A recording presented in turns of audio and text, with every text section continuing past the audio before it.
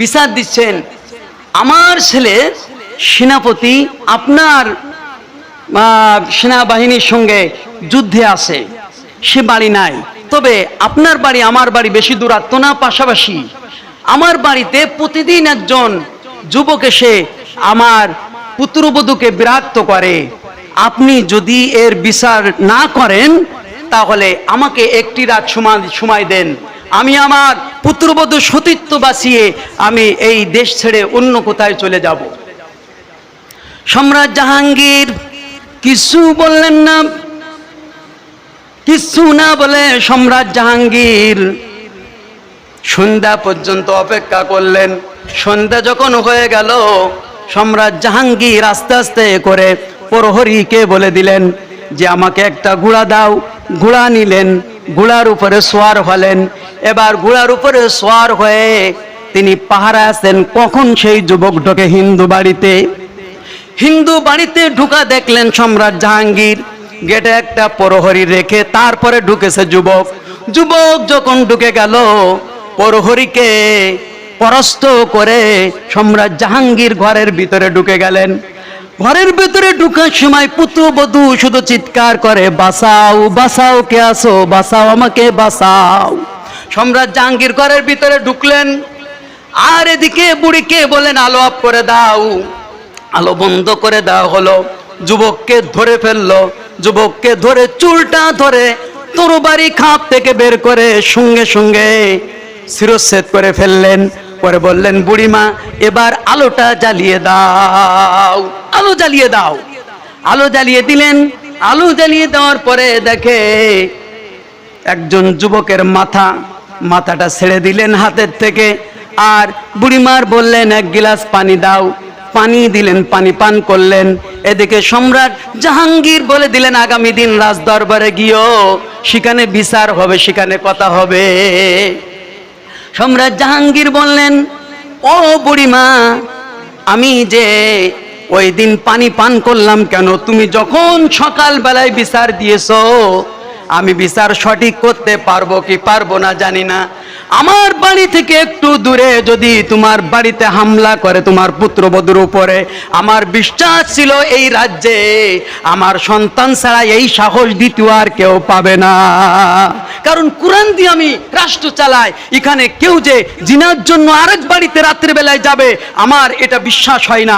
আমি মনে করেছি এত কাছে যখন আমার ছেলেই যেতে পারে, তারই এই সাহস হতে পারে। এই জন্য আলো অফ করে দিতে বলেছিলাম। আমার ছেলেকে আমি শিরচ্ছেদ করতে পারবো না, ছেলের চেহারা যখন দেখবো তখন আমার মায়া লেগে যাবে, তাই আলো অফ করতে বলেছিলাম। যখন আমি শিরচ্ছেদ করলাম, মাথাটা দেখলাম আমার ছেলে না অন্য কারোর, এই জন্য আমি আলহামদুলিল্লাহ বলেছি। আর তোমার কাছে পানি পান করতে চেয়েছিলাম, 3 গিলাস পানি পান করেছিলাম, সারাটা দিন কিছু খাই নাই। ওই বিচারের পরে আমি এই পানিটা খেয়েছি। এজন্য মুসলিম রাষ্ট্র যারা কোরআন দিয়ে দেশ চালাবে তারা মায়া করবে না কে সন্তান আর কে অন্য, সকলের বিচার হবে কোরআন দিয়ে। আর এই কোরআন দিয়ে বিচার ফয়সালা যতদিন সমাজ রাষ্ট্রে না হবে ততদিন পর্যন্ত ইনসাফ প্রতিষ্ঠিত হবে না। আর ইনসাফ প্রতিষ্ঠিত করার দায়িত্ব যেমন নবী আর রাসূলদের, তেমন ইনসাফ প্রতিষ্ঠিত করার দায়িত্ব আমাদেরও, একই দায়িত্ব। আল্লাহ রাব্বুল আলামিন হিন্দু বৌদ্ধ খ্রিস্টান সবাইকে আমাদের হাতে যেন নিরাপত্তা দান করে, কি নিরাপত্তা দান করেন। এর জন্য আমাদের সজাগ থাকতে হবে। এমন অত্যাচার নির্যাতন অমুসলিম হতে পারে, কিন্তু আমাদের হাত দিয়ে এরকম নির্যাতন নিষ্পেষণ যেন না হয়ে যায়, এটা আমাদের সজাগ দৃষ্টি রাখতে। এখন পূজার সিজন, হিন্দুদের পূজার যে একটা সিজন, এই পূজার সময় তাদের ব্যাপারে বিশ্বনবী সাল্লাল্লাহু আলাইহি সাল্লাম কেমন উদাস ছিলেন, কি বলেছেন আল্লাহ রাব্বুল আলামিন নিজেই জানাই দিলেন, লা ইকরাহা ফিদ্দীন, কারো দিনের ব্যাপারে বাড়াবাড়ি করো না, কারো দিনের ব্যাপারে তোমরা সংঘাত করো না।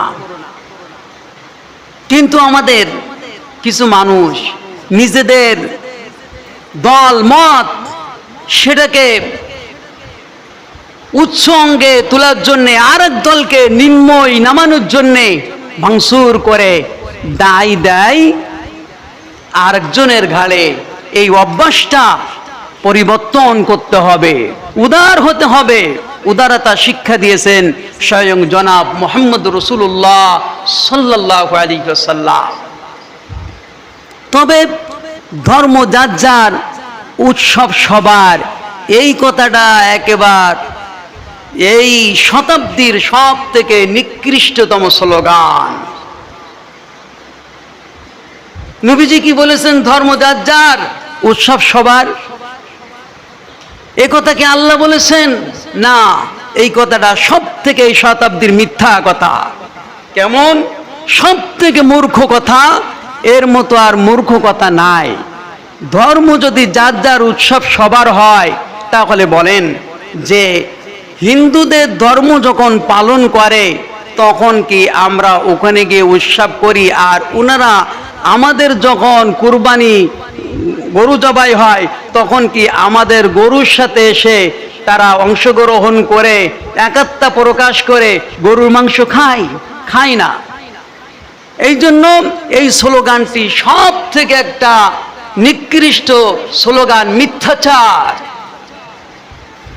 আমরা যখন ঈদের নামাজ পড়ি, জুম্মার নামাজ পড়ি, বলেন কোন একজন খ্রিস্টান, ইহুদি, হিন্দু, অন্য ধর্মের লোক আমাদের সাথে কি নামাজ আদায় করবে? তাহলে ধর্ম যার যার, উৎসব তার তার, ব্যবসা যার যার, মুনাফা তার তার। আমার স্লোগান তো ওই স্লোগান যদি ওই হয় যে ধর্ম যার যার, উৎসব সবার, তাহলে ব্যবসা যার যার, মুনাফা সবার। ওই ব্যবসার টাকা সব লুণ্ঠন করে নেবে চতুর্দিকে, কারণ সবার তো ওটা। বিয়ে যার যার, বউ সবার, তাহলে এক বউ নিয়ে সব মারামারি করে মাটাপাটি করে একবারে নানা খানা হয়ে যাবে। এরপরে মনে করেন আমাদের কৃষি যার যার, ফসল তার তার, স্লোগান হবে এই। কিন্তু আমাদের সব থেকে নিকৃষ্ট স্লোগান মাঝে আমরা শুনেছি, এই স্লোগান আমাদের বিভ্রান্ত করে ফেলেছে। এখন বুঝুন বিশ্বনবী সাল্লাল্লাহু আলাইহি সাল্লাম কত উদার অন্য ধর্মের উপরে। নবীজি সাল্লাল্লাহু আলাইহি সাল্লাম বলেন, কোন মুসলমানদের দেশে সংখ্যালঘু বাস করে, আর সেই সংখ্যালঘুর উপরে যদি কোনো মুসলমান নির্যাতন করে, আমি বিশ্বনবী সাল্লাল্লাহু আলাইহি সাল্লাম কিয়ামতের দিন সেই উম্মতের প্রতি আমি বিচার মামলা দায়ের করব আমার আল্লাহর কাছে। আমার আল্লাহর কাছে আমি তার আসামি করে মামলা দায়ের করব। এই জন্য বিশ্বনবী সাল্লাল্লাহু আলাইহি সাল্লাম বলেছেন, কারোর উপর আক্রমণ করা যাবে না। আল্লাহ স্বয়ং বলেছেন, লা ইকরাহা ফিদ্দীন, কারো ধর্মের উপরে বাড়াবাড়ি নয়।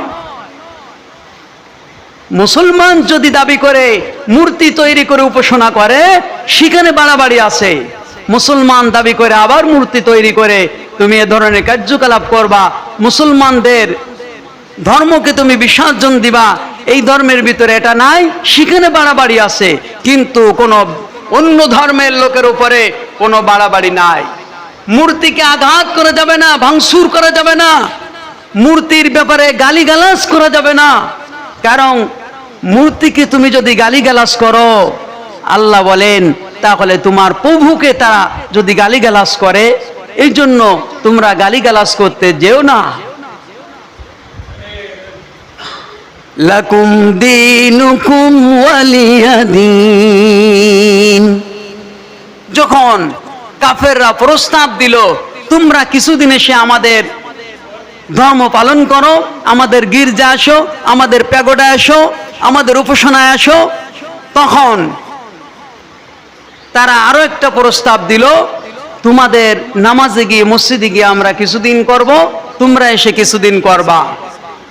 এইভাবে যখন বলল তারা, আল্লাহ বলে, লাকুম দীনুকুম ওয়ালিয়া দীন, যা ধর্মেরটা সেই পালন করো, কারোরটাই কেউ অংশগ্রহণ করতে পারবে না। এজন্য আপনারা মনে করতে পারেন যে হয়তো হিন্দু ধর্ম আল্লাহ বৈধতা দিয়েছে, মনে করতে পারেন ইহুদি ধর্ম আল্লাহ বৈধতা দিয়েছে, খ্রিস্টান ধর্ম আল্লাহ বৈধতা দিয়েছে। না, কেমন?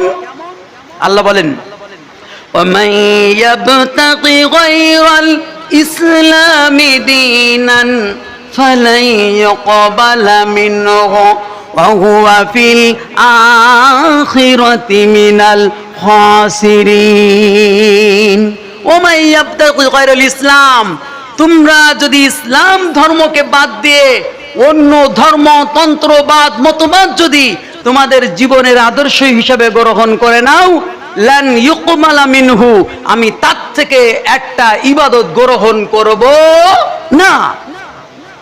অন্য কোন আদর্শ আমার ইসলামের আদর্শ বাদ দিয়ে আমার ইসলাম দিন হিসেবে বাদ দিয়ে তরিকা হিসেবে বাদ দিয়ে মতবাদ হিসেবে বাদ দিয়ে অন্যটা যদি গ্রহণ করে নাও তোমার থেকে আমি একটা ইবাদত গ্রহণ করব না। লান ইউকবালা কখনো গ্রহণ করা হবে না। ওয়া হুয়া ফিল আখিরাতি মিনাল খাসিরিন তুমি আখিরাতে পরকালে ক্ষতিগ্রস্তদের অন্তর্ভুক্ত হবে। এখন প্রশ্ন, তাহলে আল্লাহ কেন বাড়াবাড়ি করতে নিষেধ করলেন? যদি সেটা ভ্রান্ত ধর্ম হয়, খ্রিস্টান ধর্ম যদি আল্লাহর কাছে এখন ভ্রান্ত হয়, ইহুদি যদি ভ্রান্ত হয়, হিন্দু ধর্ম যদি ভ্রান্ত হয়, আল্লাহ কেন বাড়াবাড়ি করতে নিষেধ করলেন? কি প্রশ্ন এখানে আছে কিনা? আমরা যখন পরীক্ষা দিতে যাই, পরীক্ষার হলে যিনি গার্ড থাকে তিনি ঘুরে ঘুরে দেখে কে কেমন লেখছে। এই গার্ড কিন্তু জানে, এই শিক্ষক শিক্ষিকা জানে যে এই ছাত্র এই ছাত্রী সঠিক লিখছে আর এই ছাত্র এই ছাত্রী ভুল লিখছে। জানে কি জানে না বলেন? তারপরে পরীক্ষার হলে ভুল লেখার কারণে কলম কি কোনো শিক্ষক কেড়ে নেওয়ার অধিকার রাখে? নিতে পারবে? কারণ কি? তাহলে তো পরীক্ষাই হলো না। যদি কলম কেড়ে নেয় ভুল লেখার কারণে, তাহলে তো পরীক্ষাই হলো না। হলে কি পরীক্ষা হলো? তাহলে তো পরীক্ষার দরকার নেই। ভুল লিখছে, কলম কেড়ে নিয়েছে, আর কোনো পরীক্ষার দরকার হবে না। এজন্য ভুল লিখুক, তাকে লিখতে দাও স্বাধীনতার সাথে। ভালো লিখুক, লিখতে দাও। যে যেমন লিখবে, কর্ম করবে, সে তেমনই ফল পাবে। কিন্তু সঠিক একটা বই শিক্ষায় ছাত্রদেরকে দেওয়া হয়েছিল, এই বই এইগুলো লিখতে হবে খাতায়। এখন তুমি যদি সেইটা না লিখে, না পড়ে, না বুঝে তুমি যদি উল্টো পাল্টা লেখো, উল্টো পাল্টা পড়ো, তাহলে এটা তো তার জন্য লেখক দায়ী নয়। আল্লাহ রাব্বুল আলামিন এই পৃথিবীতে হক আর বাতিল দেখাই দিয়েছেন, দলিল দিয়ে দেখাই দিয়েছেন। যে দলিলের উপরে কোনো দলিল নাই, প্রমাণ দিয়েছেন যে প্রমাণ খণ্ডনের মতো পৃথিবীতে কারোর শক্তি নাই, হয়নি আর হবে না। তারপরেও কেন তুমি উল্টো পাল্টা ধর্ম পালন করলে, উল্টো পাল্টা মত তরিকা বেছে নিলে? এজন্য তোমাকে নাম্বার দেওয়া হবে। এরকম ছাত্রকে যেমন ঘোড়ার ডিম দেওয়া হবে ভুল লেখার কারণে, ওরকম কিয়ামতে তোমাকে ফলাফল দেওয়া হবে ঘোড়ার ডিম। কিন্তু দুনিয়ায় তোমাকে কিছু বলা হবে না, কারণ এখানে হলো পরীক্ষার হল। এটা কি? আল্লাহ বলেন, আল্লাযী খালাকাল মাউতা ওয়াল হায়াতা লিয়াবলুয়াকুম আইয়ুকুম আহসানু আমালা। আমি জীবন আর মৃত্যু মাঝখানে একটা সময় তোমাদেরকে বান্দা তোমাদেরকে দান করেছি। তোমরা এই সময়ের মধ্যে লিয়াবলুয়াকুম আইয়ুকুম আহসানু আমালা, তোমাদের পরীক্ষা নিরীক্ষার জন্য দেওয়া হয়েছে। এই সময় তোমরা কে কি করো সেইটা আমি দেখব। আল্লাহ বৌদ্ধর গাছে যেরকম ডাবের পানি দেয়, মুসলমানের গাছেও তেমন দেয়। কি নাও, কারোরটাই তিতে দেয়, কারোরটাই মিটে দেয়। পৃথিবী পরীক্ষার হল। এখানে কারোরটাই তিতে আর কারোরটাই মিঠা দিলে কবে? ওই না তুমি দিয়েছিলে। এক একজনের দিকে এক এক রকম। এই জন্য আমি তো এক এক রকম চলেছি। আল্লাহর নিজাম, আমার ভুঁইতে ধান যেমন মিষ্টি, হিন্দু খ্রিস্টান বৌদ্ধ নাসারা ইহুদি তাদের একই রকম ধানের একই রকম মিষ্টি, একই রকম সব আমি পৃথিবীতে দিয়েছি। কিতাব দিয়েছি, নবী দিয়েছি, রসুল দিয়েছি, পথ দেখানোর রাস্তা আমি লোক পাঠিয়ে দিয়েছি। এরপরও যদি তুমি ভ্রান্ত তাই চলে যাও, এর বিচার আল্লাহ রাব্বুল আলামিন কিয়ামতে করবেন। এজন্য দুনিয়া আমরা জবাত করে গিয়ে মন্দির আক্রমণ করব না, এই পারমিশন ইসলাম দেয়নি, আপনাকে অধিকার দেয়নি। বরং কি বলা হয়েছে, যদি ইসলামী রাষ্ট্র তৈরি হয়, কোরআন দিয়ে দেশ চলে, তাহলে ইসলামী রাষ্ট্রের উপরে দায়িত্ব হলো 1 নম্বর বেধর্মী, শুধু হিন্দু না, ইহুদি, খ্রিস্টান, বৌদ্ধ, হিন্দু যারাই থাকবে তাদের 1 নম্বর দায়িত্ব থাকবে, ইসলামী রাষ্ট্রের দায়িত্ব থাকবে এই দেশে সংখ্যালঘুদের উপরে তাদের 1 নম্বর অবস্থা হবে তাদের ধর্মকে পালন করাই পূর্ণ স্বাধীনতা দিতে হবে। পূর্ণ স্বাধীনতা থাকবে, কেউ আক্রমণ করতে পারবে না, কেউ ভাঙচুর করতে পারবে না। এই কাজটা আমাদের কারা করে? কিছু চক্রান্তবাদী মুসলমান যাদের কোরআনের জ্ঞান নাই, রসুলের জ্ঞান নাই, আল্লাহর জ্ঞান নাই, ইলম নাই, কালাম নাই, এদের কিছু টাকা দিয়ে কিছু নেতা পাঠাই দেয়, যা কাজটা করে আয়, এত মুজরি পাবি।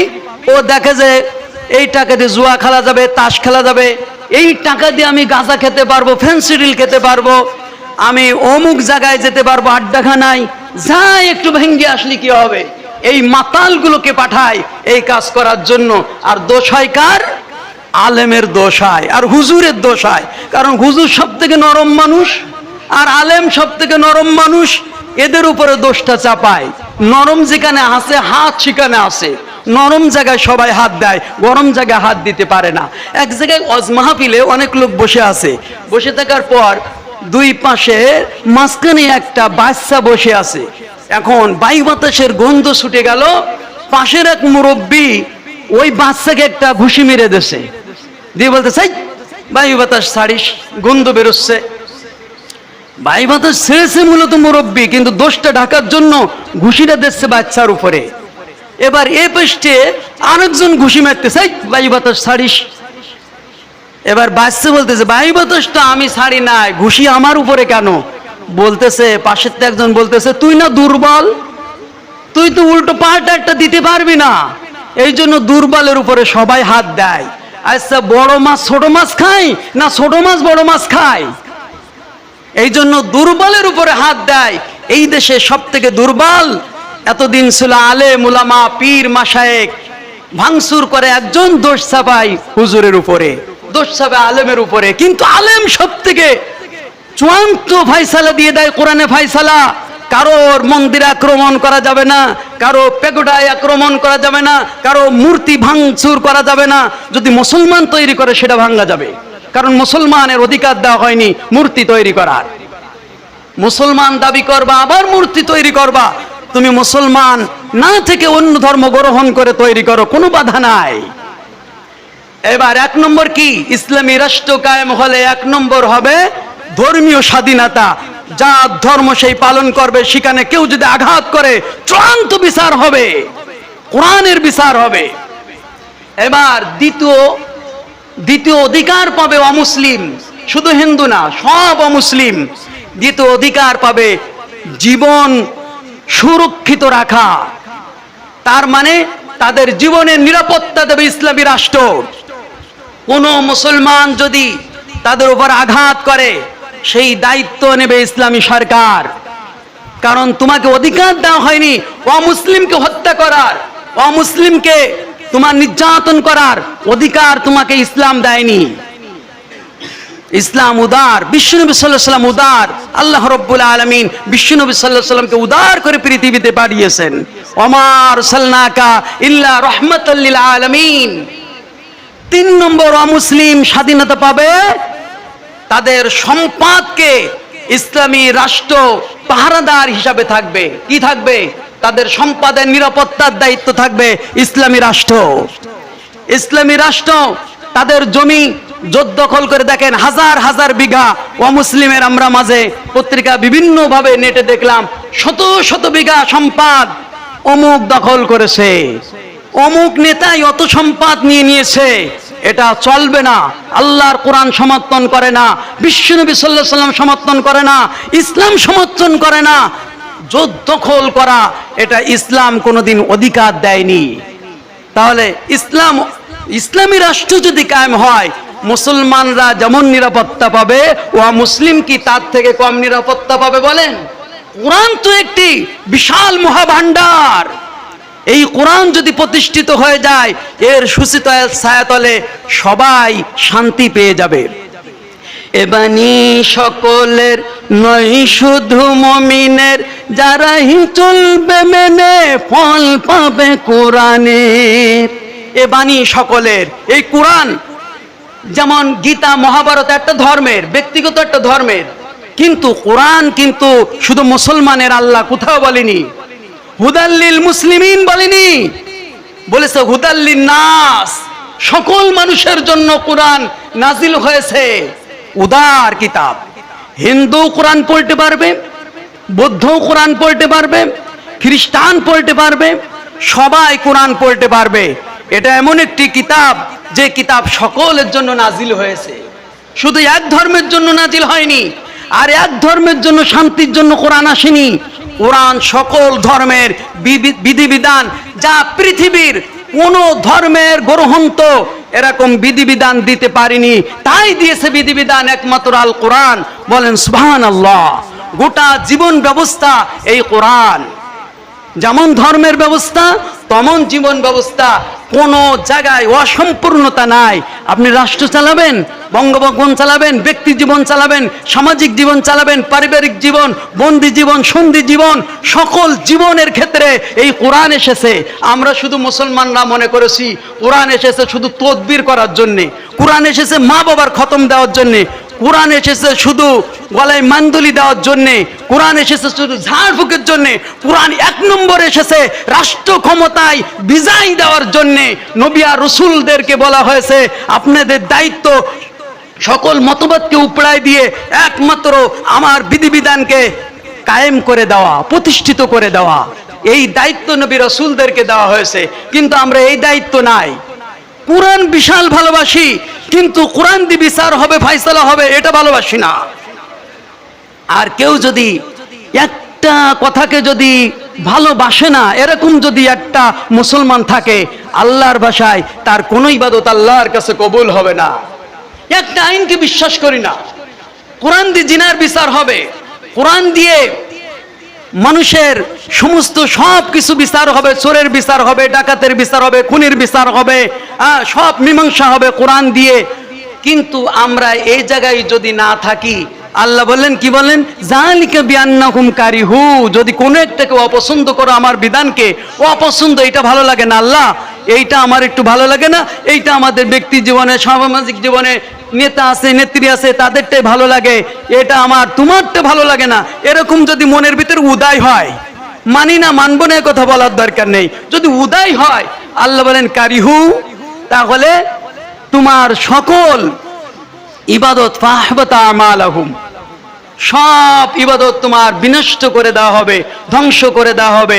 একটি ইবাদত তোমার কাছে আর ফলপ্রসূ থাকবে না।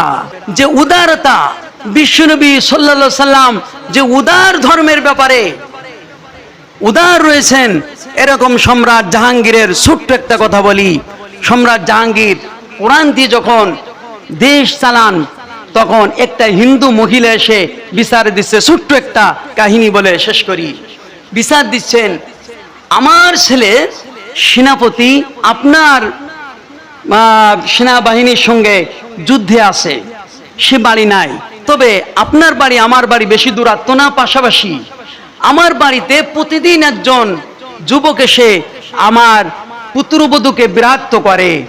আপনি যদি এর বিচার না করেন, তাহলে আমাকে একটি রাত সময় দেন, আমি আমার পুত্রবধূ সতীত্ব বাঁচিয়ে আমি এই দেশ ছেড়ে অন্য কোথায় চলে যাব। সম্রাট জাহাঙ্গীর কিছু বললেন না, কিছু না বলে সম্রাট জাহাঙ্গীর সন্ধ্যা পর্যন্ত অপেক্ষা করলেন। সন্ধ্যা যখন হয়ে গেল, সম্রাট জাহাঙ্গীর আস্তে আস্তে করে প্রহরীকে বলে দিলেন যে আমাকে একটা ঘোড়া দাও। ঘোড়া নিলেন, ঘোড়ার উপরে সোয়ার হলেন।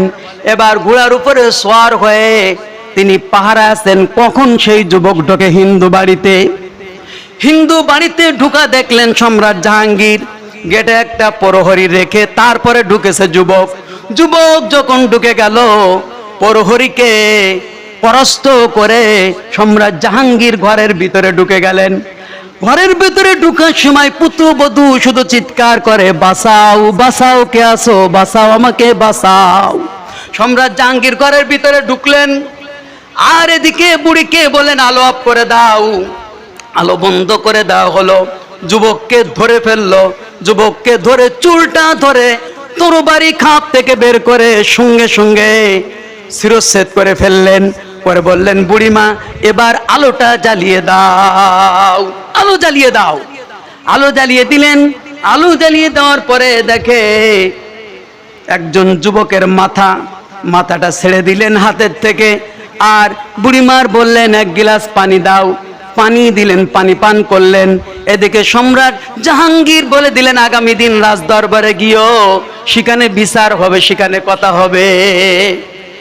সম্রাট জাহাঙ্গীর বললেন ও বুড়িমা, আমি যে ওই দিন পানি পান করলাম কেন? তুমি যখন সকাল বেলায় বিচার দিয়েছো, আমি বিচার সঠিক করতে পারবো কি পারবো না জানি না। আমার বাড়ি থেকে একটু দূরে যদি তোমার বাড়িতে হামলা করে তোমার পুত্রবধূর উপরে, আমার বিশ্বাস ছিল এই রাজ্যে আমার সন্তান ছাড়া এই সাহস দ্বিতীয় আর কেউ পাবে না। কারণ কোরআন দিয়ে আমি রাষ্ট্র চালাই, এখানে কেউ যে জিনার জন্য আরেক বাড়িতে রাত্রিবেলায় যাবে আমার এটা বিশ্বাস হয় না। আমি মনে করেছি এত কাছে যখন আমার ছেলেই যেতে পারে, তারই এই সাহস হতে পারে। এই জন্য আলো অফ করে দিতে বলেছিলাম। আমার ছেলেকে আমি শিরচ্ছেদ করতে পারবো না। ছেলের চেহারা যখন দেখবো তখন আমার মায়া লেগে যাবে, তাই আলো অফ করতে বলেছিলাম। যখন আমি শিরচ্ছেদ করলাম, মাথাটা দেখলাম আমার ছেলে না অন্য কারোর। এই জন্য আমি আলহামদুলিল্লাহ বলেছি। আর তোমার কাছে পানি পান করতে চেয়েছিলাম, 3 গিলাস পানি পান করেছিলাম, সারাটা দিন কিছু খাই নাই। ওই বিচারের পরে আমি এই পানিটা খেয়েছি। এজন্য মুসলিম রাষ্ট্র যারা কোরআন দিয়ে দেশ চালাবে তারা মায়া করবে না কে সন্তান আর কে অন্য, সকলের বিচার হবে কোরআন দিয়ে। আর এই কোরআন দিয়ে বিচার ফয়সালা যতদিন সমাজ রাষ্ট্রে না হবে ততদিন পর্যন্ত ইনসাফ প্রতিষ্ঠিত হবে না। আর ইনসাফ প্রতিষ্ঠিত করার দায়িত্ব যেমন নবী আর রাসূলদের, তেমন ইনসাফ প্রতিষ্ঠিত করার দায়িত্ব আমাদেরও, একই দায়িত্ব। আল্লাহ রাব্বুল আলামিন হিন্দু বৌদ্ধ খ্রিস্টান সবাইকে আমাদের হাতে যেন নিরাপত্তা দান করে, কি নিরাপত্তা দান করেন। এর জন্য আমাদের সজাগ থাকতে হবে।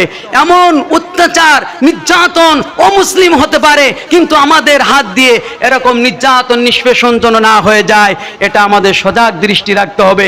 আমাদের ইসলাম যা বলেছে আমাদের তাই করতে হবে। আল্লাহ পাক আমাদেরকে তৌফিক দান করুন, বলেন আমিন।